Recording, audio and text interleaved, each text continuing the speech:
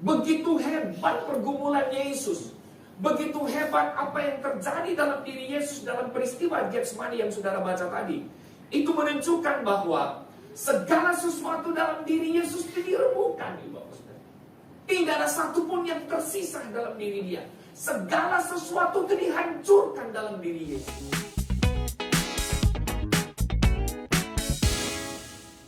Shalom Bapak Saudara. Mari kita buka dalam Injil Markus pasal yang ke-14. Mari kita perhatikan ayat yang ke-32. Injil Markus pasal yang ke-14 ayat yang ke-32. Kita akan baca sampai dengan ayatnya yang ke-42 ya Bapak Saudara. Nah Bapak Saudara, orang-orang Yunani ketika datang lalu kemudian menguasai daerah Timur Tengah kuno, termasuk bangsa Yahudi, Getsemani itu mereka menyebut sebagai tempat yang disebut dengan nama pemerasan minyak. Kenapa disebut sebagai pemerasan minyak? Karena bagi orang Arab sebetulnya juga mereka menyebut dengan pengertian dua. Yang pertama tadi adalah pemerasan minyak, sebab di sana itu ada semacam sebuah pohon yang kita kenal dengan pohon zaitun. Jadi begitu banyak sebenarnya pohon zaitun di situ. Bagi orang Israel pohon zaitun itu adalah merupakan sebuah komoditas ekonomi. Nah, biji dari pohon zaitun itulah yang kemudian diambil, diremukkan, dihancurkan, lalu diekstrak menjadi minyak yang kita kenal dengan essential oil. Bapak Saudara, dalam perjanjian lama, minyak urapan yang Tuhan menyuruh kepada para imam untuk mengolah, itu salah satu yang diambil adalah biji zaitun. Biji zaitun ketika diambil, kan biji zaitun itu keras, Bapak Saudara. Nah untuk menghasilkan minyak, dia perlu dulu dihancurkan sedemikian rupa, lalu kemudian diekstrak, digiling Bapak Saudara, lalu kemudian bisa menghasilkan yang namanya minyak. Tetapi yang kemudian kedua adalah cairan minyak. Cairan minyak berbicara tentang apa di bangsa Israel? Pengurapan.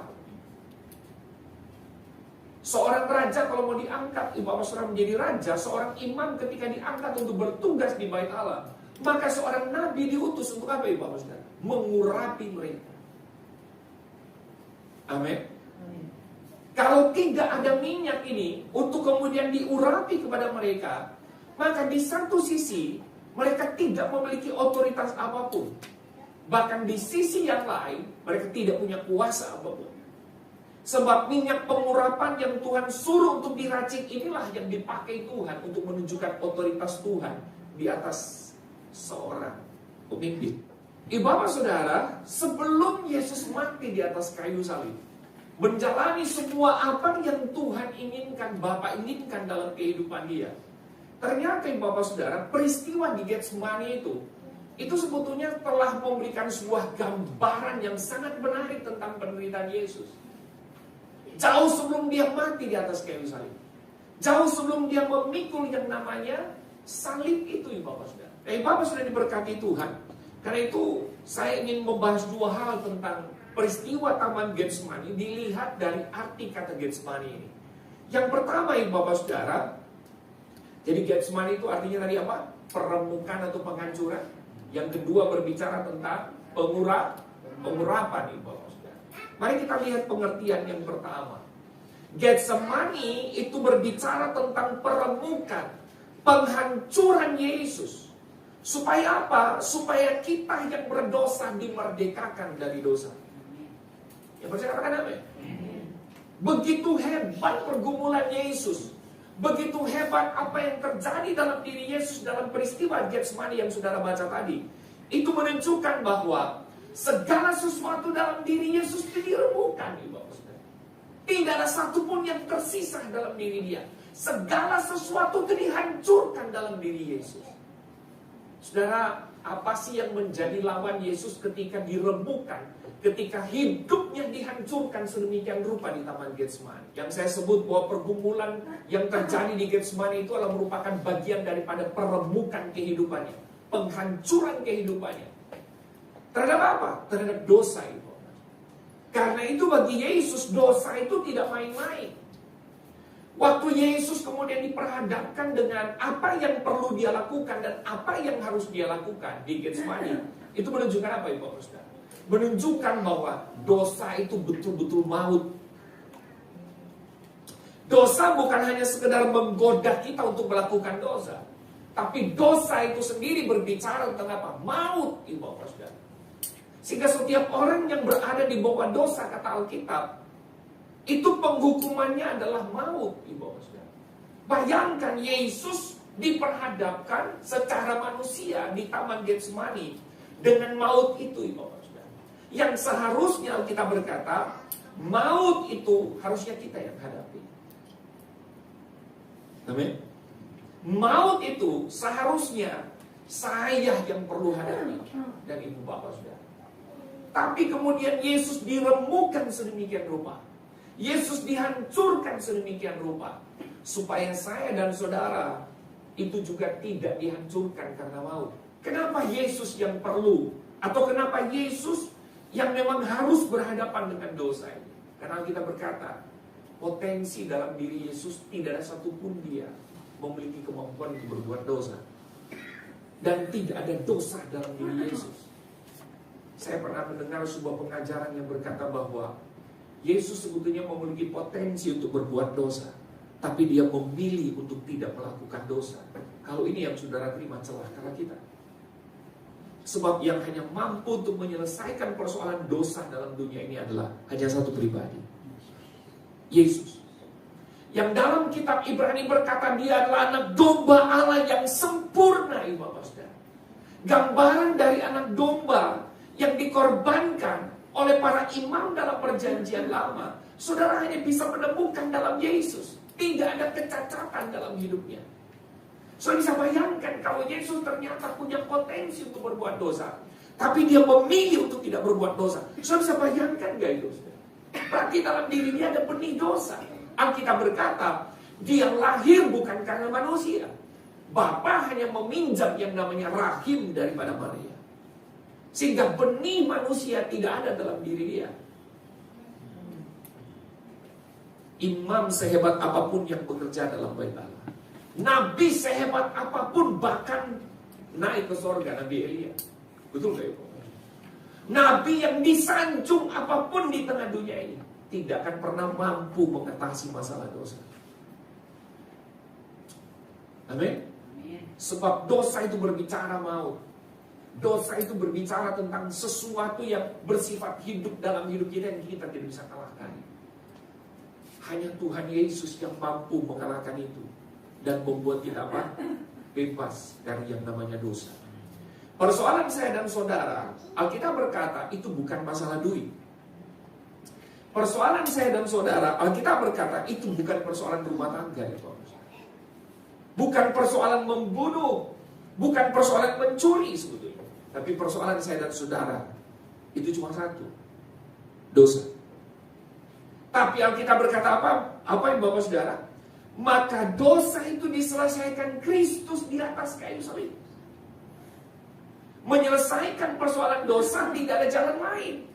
Dia harus dikorbankan sebagai anak domba Allah. Di mana? Di atas kayu salib. Persoalan kita terhadap dosa itu sudah clear di atas kayu salib. Sudah bisa membayangkan kalau perkataan Yesus yang ketujuh dia masih mau berkata to be continue. Betul kan? Perkataan Yesus yang terakhir apa? Sudah selesai. Sudah bisa bayangkan ketika di atas kayu salib, ketika dia mau menyerahkan dirinya. Yesus tidak pernah dibunuh di atas kayu salib. Jangan terpengaruh dengan ajaran-ajaran yang berkata bahwa Yesus itu karena ditikam lalu mati. Salah. Dia menyerahkan dirinya kepada Bapa. Amin. Sebab dia Allah. Ketika dia mau menyerahkan dirinya kepada Bapa sebagai sebuah tindakan akhir untuk menyelesaikan dosa, maka kita berkata apa? Dia berkata, tetelepa. Selesai. Finish. Tidak ada lagi. Karena itu kemarin saya berkata di dalam doa puasa, tidak ada lagi yang saya perlu tambahkan dalam kasih karunia Tuhan. Saudara tidak lagi membuat sesuatu supaya kelihatan suci, supaya kelihatan kudus. Seakan-akan keselamatan itu gak sempurna. Seakan-akan kasih karunia Tuhan itu belum sempurna, belum cukup. Saya mau berkata saudara, kasih karunia Tuhan itu sudah selesai, sudah cukup bagi kita. That's enough. Jangan lagi kita tambahkan apapun di dalamnya, Ibu Bapak Saudara. Dosa itu bukan karena kita berbuat pelanggaran lalu disebut sebagai manusia berdosa. Tidak, bukan. Perhatikan kalimat saya. Saya memang manusia berdosa, karena itu perbuatan saya menjadikan dosa. Agak susah ya. Jadi kalau saudara berbohong kepada istri, istri berbohong kepada suami, itu tidak menunjukkan bahwa karena saudara berbohong maka saudara disebut manusia berdosa. Tidak, karena memang saya dan saudara manusia berdosa. Sudah nangkap maksud saya? Karena saya dan saudara manusia berdosa, maka seluruh tindakan, perbuatan, perkataan saya dan saudara adalah menjadikan dosa. Siapa yang bisa mengatasi? Tidak ada. Karena itu Paulus berkata dalam Roma pasal 7, puji Tuhan karena Yesus Kristus. Amin. Artinya cuma Yesus, cuma Kristus yang bisa membebaskan kita dari itu. Saya disebut berdosa bukan karena saya berbuat dosa, tapi karena memang kita manusia berdosa. Saya ingin menunjukkan kepada Bapak Saudara bahwa betapa hebatnya dosa itu yang dilawan oleh Yesus di Taman Getsemani. Yesus merasakan sangat sedih dan seperti mau mati. Perhatikan ayatnya yang ke-34. Ayat 34. Boleh buka? Begitu hebatnya dosa itu, Bapak Saudara. Begitu luar biasanya dosa itu. Ketika diperhadapkan kepada Yesus di Taman Getsemani, dia berkata apa? Mari kita baca sama-sama. 1, 2, 3. Lalu katanya kepada mereka, hatiku sangat sedih, seperti mau mati rasanya. Tinggallah di sini dan berjaga-jaga. Saudara ngeri ya? Dalam kondisi dia sebagai manusia di Taman Getsemani, sebelum dia ditangkap lalu kemudian diadili, dicambuk, lalu disuruh pikul sebuah salib yang sangat berat. Ternyata Ibu Bapak Saudara, sebelum semuanya itu terjadi, di dalam diri Yesus sedang bergumul dengan hebat tentang itu, Ibu Bapak Saudara. Sehingga dia berkata apa? Hatiku sangat sedih. Ketika dia berkata hatiku sangat sedih, Bapak Saudara, seperti mau mati rasanya, tempat di mana dia sedang berbicara itu menunjukkan makna yang sesungguhnya apa yang harus terjadi dalam diri dia, yaitu Getsemani. Yang artinya tadi apa? Peremukan, penghancuran. Saudara bisa bayangkan ketika diperhadapkan dengan apa yang akan terjadi dalam diri dia. Untuk dia bisa menyelesaikan yang namanya dosa. Dia berkata seperti mau mati rasanya. Saudara, ketika segala sesuatu dihancurkan dalam kehidupan Yesus, diremukkan sedemikian rupa, saudara terlihat dari kalimat ini. Hatiku sangat sedih, seperti mau mati rasanya. Sudah satu kali ada seorang pengedar narkoba ketangkap lalu kemudian divonis untuk dihukum mati. Sebelum dihukum mati diwawancarai, dia berkata, sebetulnya saya sudah merasakan kematian. Belum dihukum mati tapi ada orang berkata begini ke saya, Pak Luki, ketika menggambarkan Getsemani itu betul-betul kok seperti Yesus itu manusia beneran. Saya bilang iya. Iya. Itulah keunikan doktrin kita tentang Tritunggal atau natur Yesus. Kita perlu mempercayai dan perlu yakin sepenuhnya bahwa dia Allah, sekaligus juga dia manusia, Ibu Bapak. Dan secara logika, akal sehat, sampai hari ini saya nggak bisa pahami tentang itu. Tapi saya bisa merasakan, Ibu Bapak Saudara, sebagai manusia, bagaimana dia bergumul dengan kematiannya. Yang bisa katakan amin. Itulah Tuhan kita, Ibu Bapak Saudara. Yang di satu sisi dia menyatu tetapi tidak tercampur. Antara Allah dan manusia menyatu di dalamnya. Tetapi kondisinya tidak tercampur, terpisah sama sekali, tapi merupakan satu kesatuan. Bagaimana saudara bisa menerima dan menjelaskan? Saya tidak mampu menjelaskan. Saya hanya bisa menerima dengan sebuah keyakinan. Dan itulah Yesus, itulah Tuhan kita. Karena itu ketika dia berkata, hatiku sangat sedih, mau mati rasanya, itu menunjukkan apa? Dosa yang begitu mengerikan, yang sebetulnya ditimpahkan kepada saya dan saudara. Amin. Alkitab berkata, musuh yang terakhir yang dibinasakan oleh Yesus ialah maut. Dalam 1 Korintus pasal 15 ayat yang ke-26.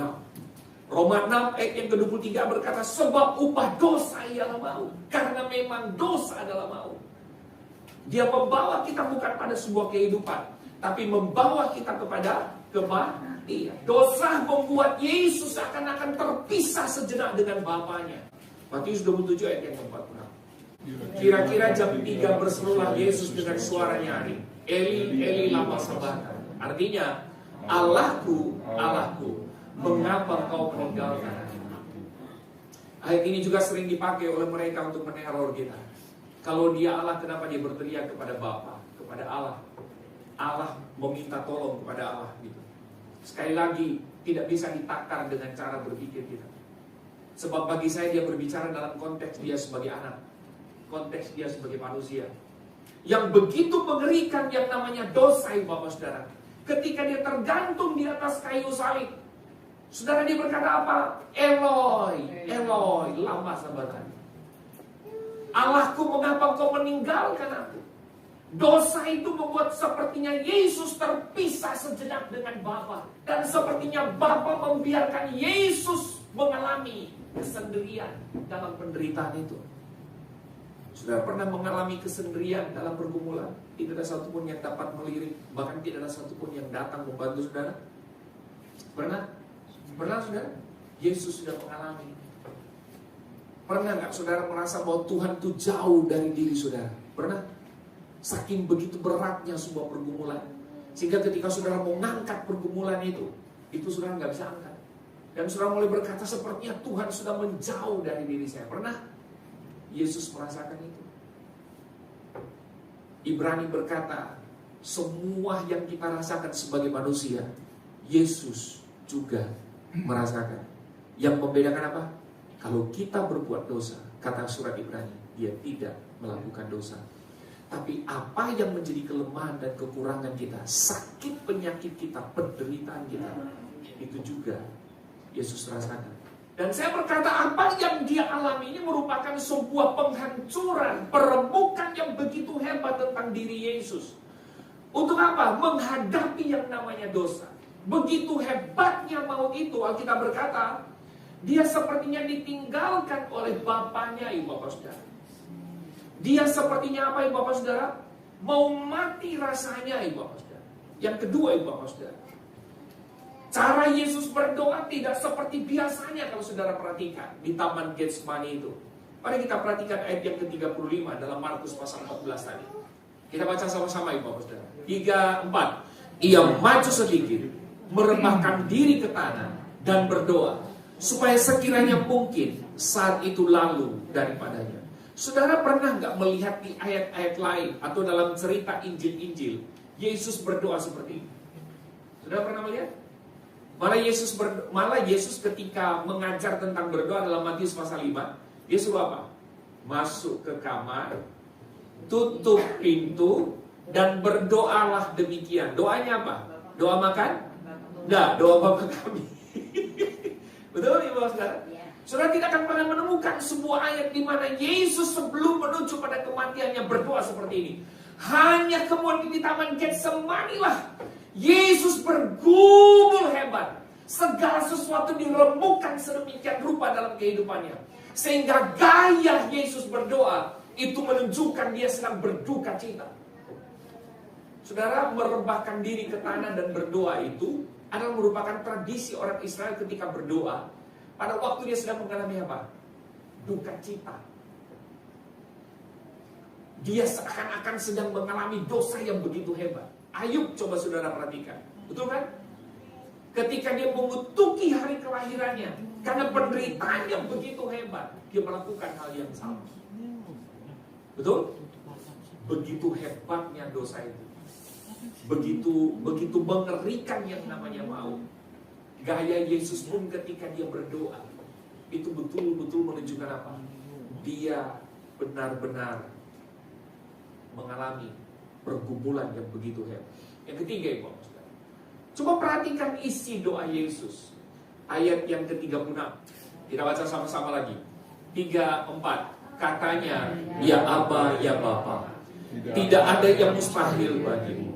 Ambillah cawan ini daripadaku, Tetapi janganlah apa yang aku kehendaki, melainkan apa yang Engkau kehendaki. Ya Abah, ya Bapa. Tidak ada yang mustahil bagimu. Satu sisi dia percaya kepada Bapa yang mengutus dia. Dia percaya kepada Tuhan yang mengutus dia dalam konteks dia sebagai manusia. Bahwa bagi Tuhan tidak ada yang mustahil untuk bisa menolong dia. Supaya terhindar dari perebukan itu. Supaya terhindar dari penghancuran di Getsemani itu. Dia percaya. Karena itu dia berkata apa? Ambillah cawan ini daripadaku. Bagi dia, sangat dia yakin bahwa Bapaknya itu bisa mengambil cawan itu. Cawan berbicara apa? Yang sebentar kita akan rayakan. Berbicara apa? Penderitaan. Dia berkata, saya percaya Bapa, Tuhan, Engkau sanggup melakukan itu. Karena itu, ambillah cawan ini daripadaku. Tidak ada yang mustahil sebetulnya ketika Engkau mengambil itu. Tapi inilah yang Yesus lakukan. Tapi biarlah kehendak-Mu yang terjadi. Saya bisa membayangkan nih Bapak Saudara, cerita yang begitu hebat tentang penderitaan Yesus mati di atas kayu salib. Itu tidak akan terjadi Bapak Saudara, kalau di Taman Getsemani, Yesus ngotot kepada Bapaknya untuk supaya mengambil cawan itu. Lalu kemudian ternyata Bapaknya mengambil. Saudara bisa bayangkan gak itu? Maka saya percaya tidak ada penyalipan. Saya percaya tidak ada penyelesaian dosa. Ini sebuah doa yang tidak main-main, Ibu Bapak Saudara.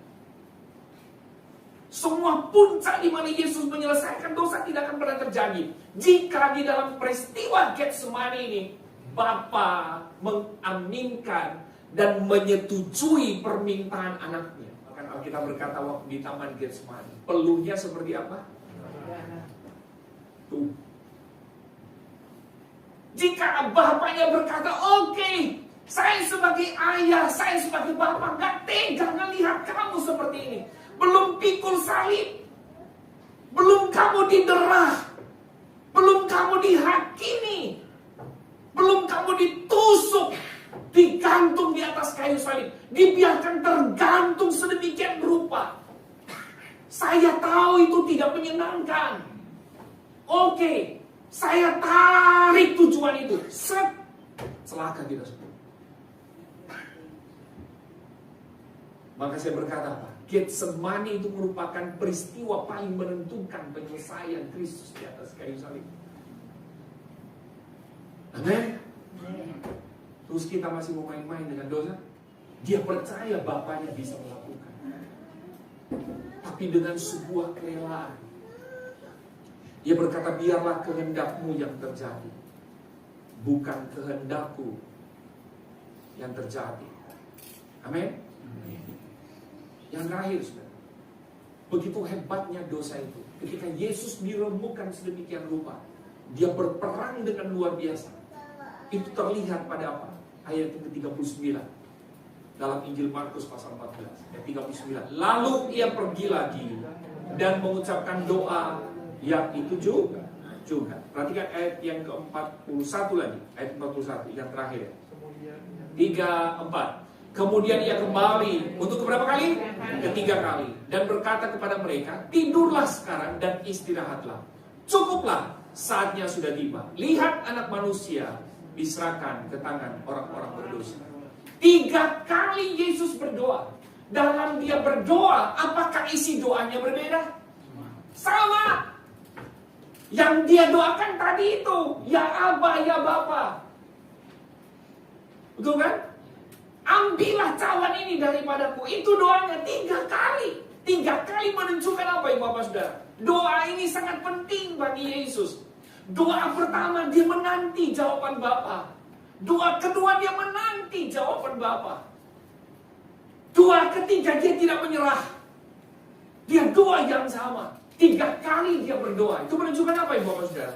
Pergumulannya tidak main-main. Amin Ibu Bapak Saudara. Bagaimana dia menghadapi maut tidak main-main nih Bapak Saudara. Getsemani itu menunjukkan kepada kita bahwa segala sesuatu dalam diri Yesus tidak ada yang tersisa. Karena semuanya dihancurkan, semuanya diremukkan nih Bapak Saudara. Semuanya diperas sedemikian rupa. Sehingga yang tertinggal dalam kehidupan manusia Yesus hanyalah kehendak Bapa. Ketaatan Yesus jauh lebih penting daripada segalanya ketika dia menyelesaikan dosa. Saudara, ketika kami dibawa menuju ke Bukit Golgota, kami dibawa untuk melewati perjalanan Yesus menuju ke sana. Kalau saudara pergi ke sana memang sudah enak jalan menuju ke sana. Tapi saudara tahu dulu ke tempat di mana Yesus melewati. Itu batu-batu kerikil kecil yang tajam, saudara. Yang dari bawah dia mulai naik pelan-pelan. Saudara bisa bayangkan ketika dia memikul salib yang begitu berat itu, saudara. Dan ketika kemudian yang namanya mahkota itu sudah ditaruh di kepala. Dan saya pergi ke taman Getsemani itu, saudara. Dan saya ditunjukin tentang bunga mahkota itu, Bapak Saudara. Mentahnya begitu saja, saudara. Saudara pegang begini aja udah sakitnya minta ampun, udah ketusuk. Berarti ini tajam nggak, saudara? Apalagi kalau dia kering, ditancapkan kepalanya, sambil kemudian dia memikul yang namanya kayu salib yang begitu berat, sambil berjalan menuju ke Bukit Golgota, yang jalannya penuh dengan kerikil tajam yang luar biasa. Dipukul, didorong. Anda bisa bayangkan pada waktu dia jatuh, dia rebah, diangkat tuh beratnya luar biasa. Jalan ke atas ini, Bapak Saudara. Luar biasa penderitaan Yesus. Saudara, 3 kali dia berdoa, doa yang sama. Dan dia mengatakan kalau boleh, ambil nyawanya. Tapi Bapaknya tidak mengizinkan itu. Saudara, Yesus diremukkan, dihancurkan sedemikian rupa, supaya saya dan saudara dimerdekakan. Yang percaya katakan amin. Belajar dari Yesus. Sesulit dan sesusah apapun yang diperhadapkan kepada ibu bapak saudara, belajarlah untuk berserah penuh pada kehendak Bapa. Berserah bukan berarti saudara nggak ada action. Bukan maksud saya. Berserah dalam pengertian, lakukan, kerjakan bagian saudara. Tetapi kemudian apa yang nanti Tuhan akan lakukan dan kerjakan kepada saudara, biarlah semua terjadi sesuai dengan kehendak Tuhan. Belajar untuk percaya sepenuhnya pada kehendak Bapa itu sangat penting. Dan yang terakhir, ini menarik. Getsemani berbicara tentang peremukan dan penghancuran Yesus, di mana dia diperhadapkan dengan maut yang seharusnya itu ditimpakan kepada saya. Tapi yang kedua juga, ibu bapak saudara, Getsemani itu berbicara tentang diurapi.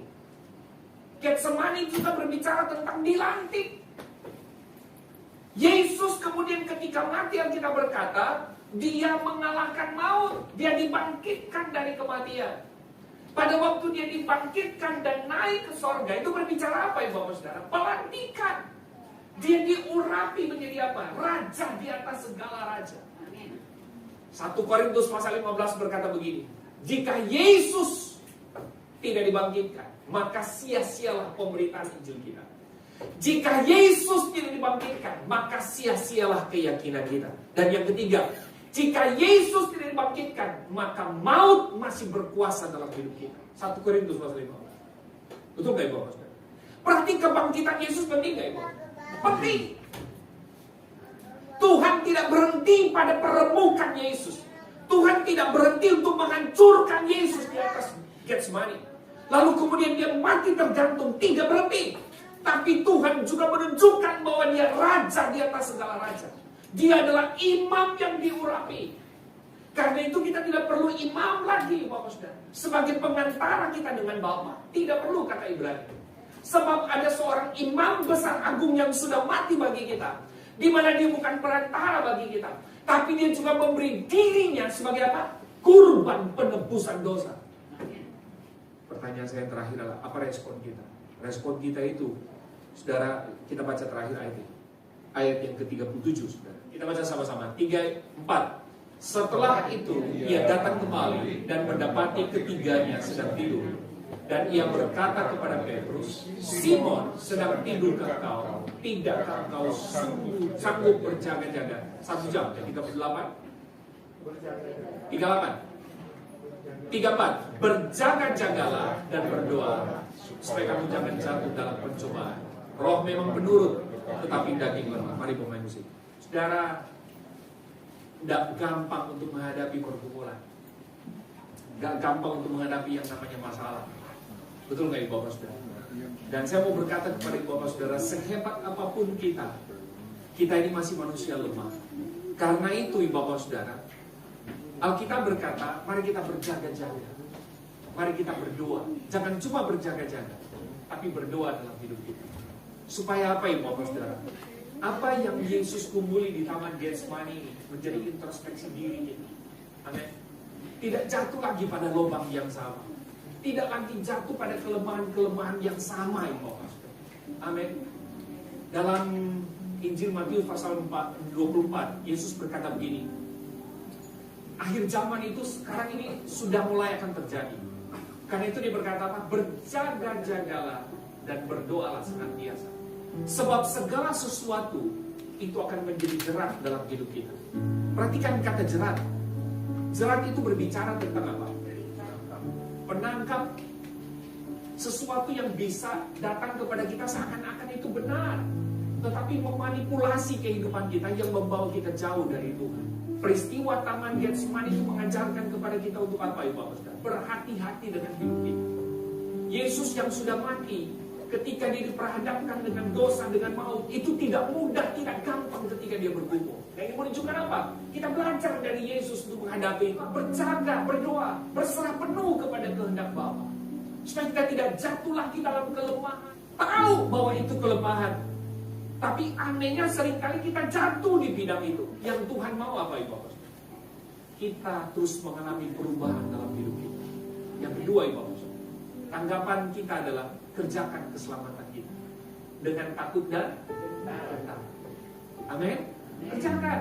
Kita sudah diselamatkan. Tapi bagaimana mendisiplinkan rohani kita itu penting. Sekarang mari kita jalani keselamatan, karya keselamatan yang Tuhan sudah berikan.